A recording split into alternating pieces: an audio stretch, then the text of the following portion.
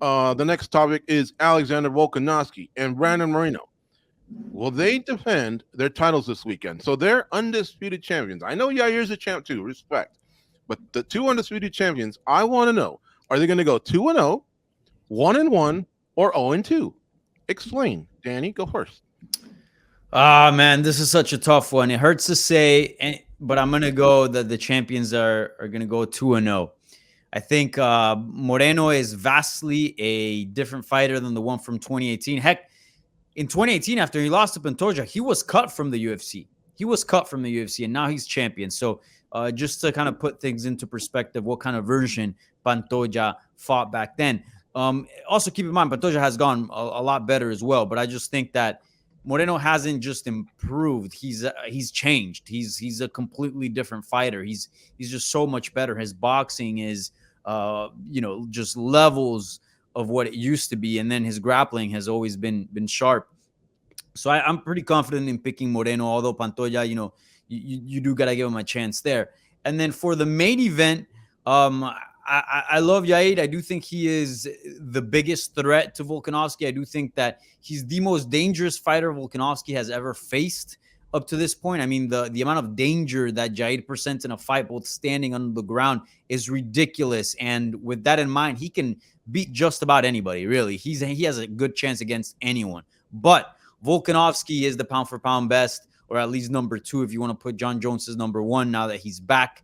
And he hasn't really given me any reason why to doubt him, right? Like he's just been that good. So at 145, it's hard to beat Volkanovski. So I'm gonna pick Volkanovski on that one. So I think the champs go 2-0. Danny, coming right back to you. I got a question for you. Who's got the better kicking game? And I know that sounds ridiculous because Yair has an array of kicks, but Volk knows how to chop down the leg and he sticks to it. Whose kicking Oh, game you like there's better? no debate, George. I'm going to stop you right there. I'm not going to even let you finish that question. It is Yair Rodriguez. I mean, there's nobody better at kicking than him. Nobody. He can kick your head off. He can kick the hell out of your body, your legs. Really, just pick a part of the body and he can target it.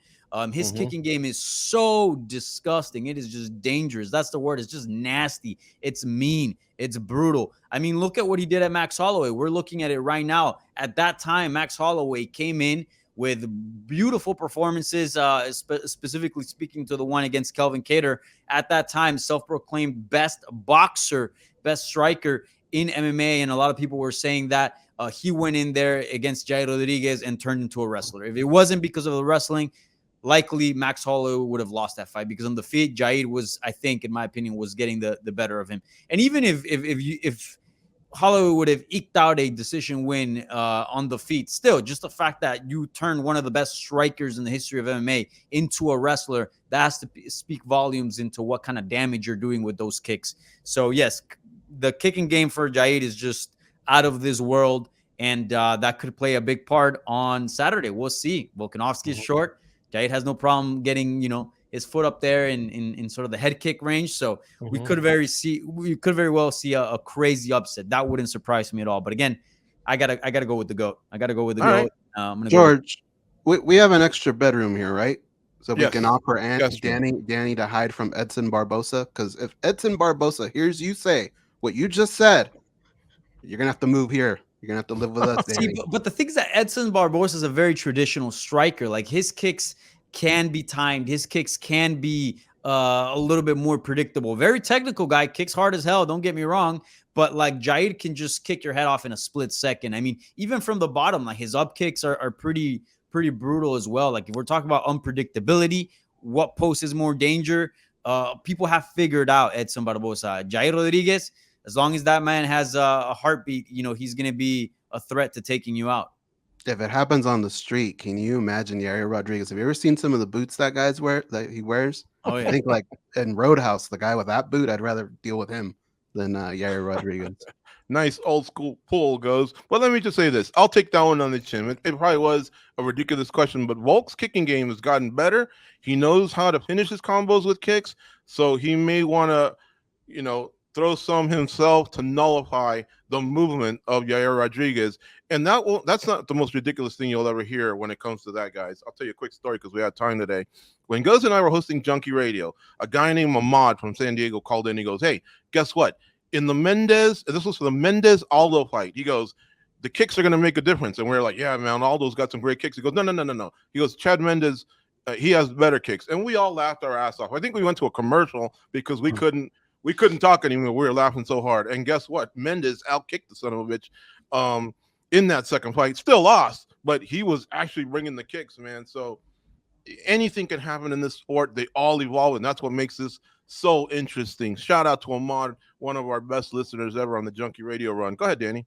I just got to set the record straight because I don't want to get in hot waters and then have, people at USA Today thinking I'm drinking on the job. This is Cuban coffee. This is coladita, typical here to Miami, which is served in a very, very small cup because if you drink a lot of this, it's probably not good for your heart. So I am sipping on some hardcore Cuban jet fuel coffee. All right, I'm not drinking on the job for those saying comments that Danny's taking shots. Come on, I'm trying to bring the energy here, not the alcohol levels. Yeah, and that's Lipton iced tea back there too, just so you guys know.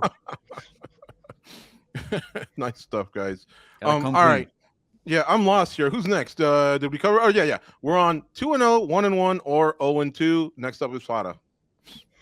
Yeah, so I just find it tough to bet against Alexander Volkanovski at this point. I mean, he's so well-rounded. He's got such good fight IQ as well. And I think the strategy for him, not that it's going to be easy because Yair is so wild and closing that gap is going to be tough. But I think the strategy here is he's going to try and take him down and just put heavy ground and pound. I know a lot of people point to the Frankie Edgar loss that Yair had. That was such a long time ago.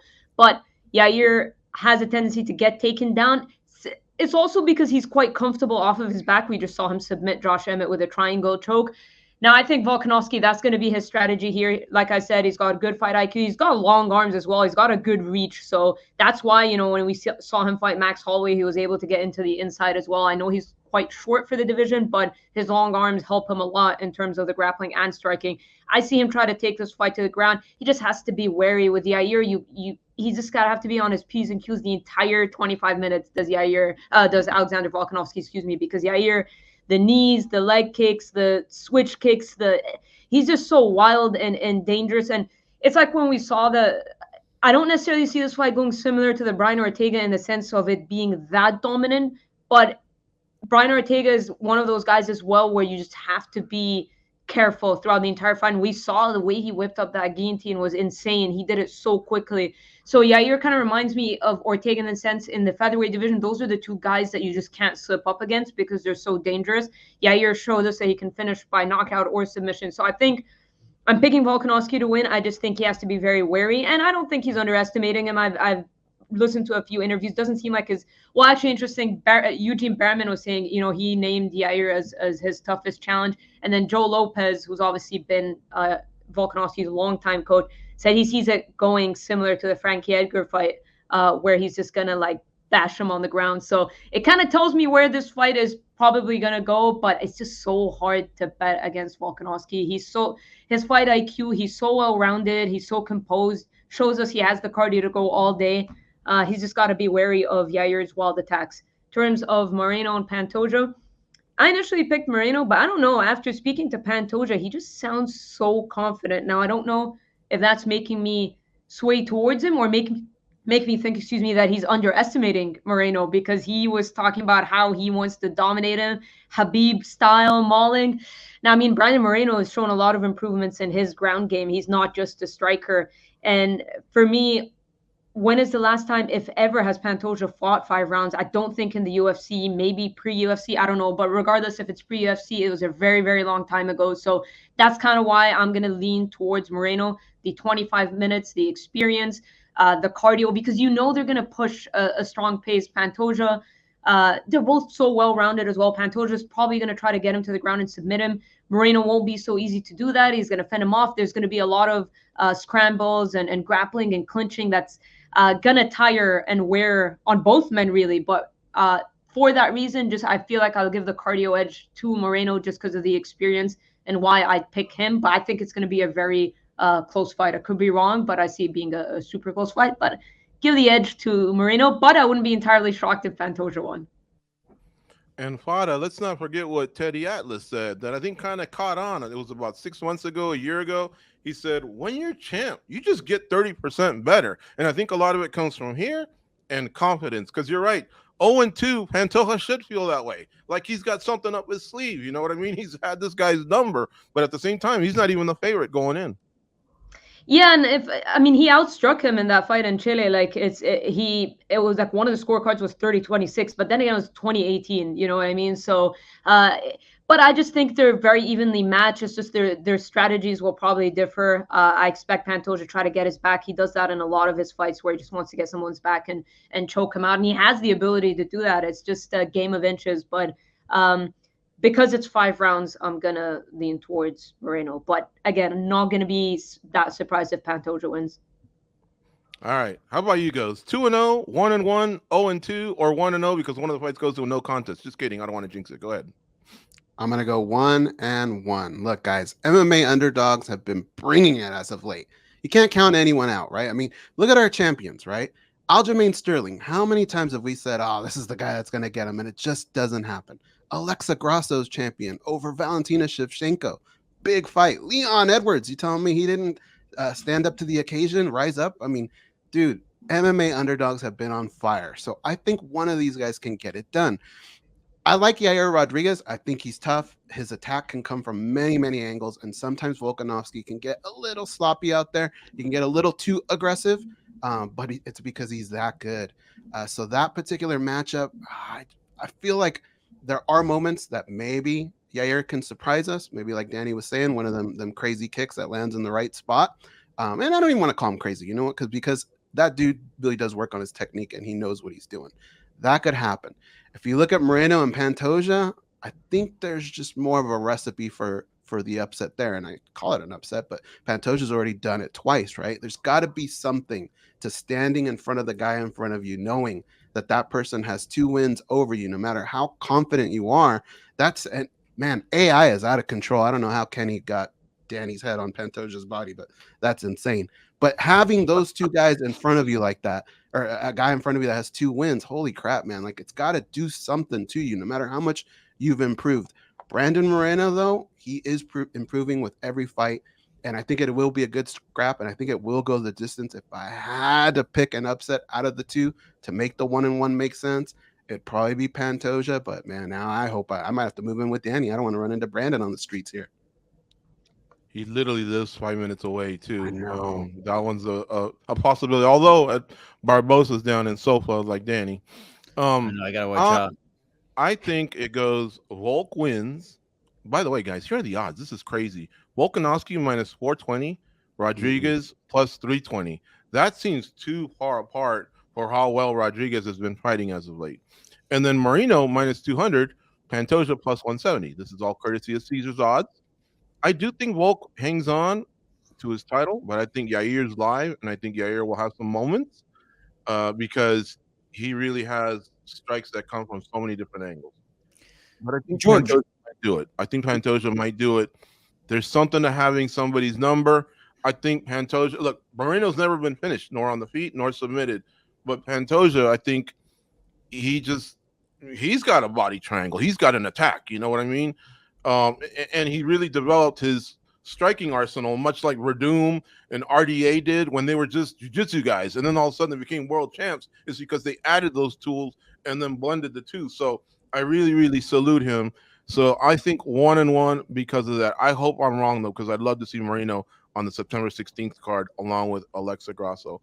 Potter, did you have your hand up? Go ahead. Yeah, well, I was going to say Pantoja submitted Moreno in the tough house. It just doesn't count. Yeah.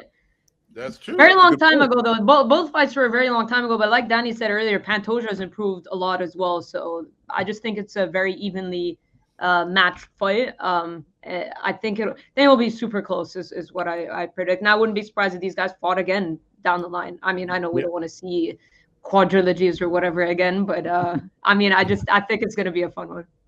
Yeah. George, real quick, and then you can use this into segue, I think, into the next topic. But what are the odds for Whitaker, Dricus Duplessis? I got it right here. Courtesy of Caesars, minus 380 for Robert Whitaker. Oh my God, you're not going to go there, are you, Danny? Plus You're telling me GDP. I You're haven't met telling anyone me that that likes Jair has DDP. less of a chance at beating Volkanovski than Dricus Duplessis has Robert Whitaker? No, I think Yair Blasphemy. has a better chance to beat Volkanovski than DDP has to beating Well, no, Whitaker. I'm just saying according to the odds. Yeah, That's they're crazy. off. They're That's off. Yair insane. shouldn't be that big of an underdog, in my opinion. It's ridiculous. I did say I'd never go against Volk again. He taught me a lesson a few times, so I'm not going against him. But Yair fought well against the Emmett guys. He's been fighting well the last few years, and that's why I know this is going to be a great fight.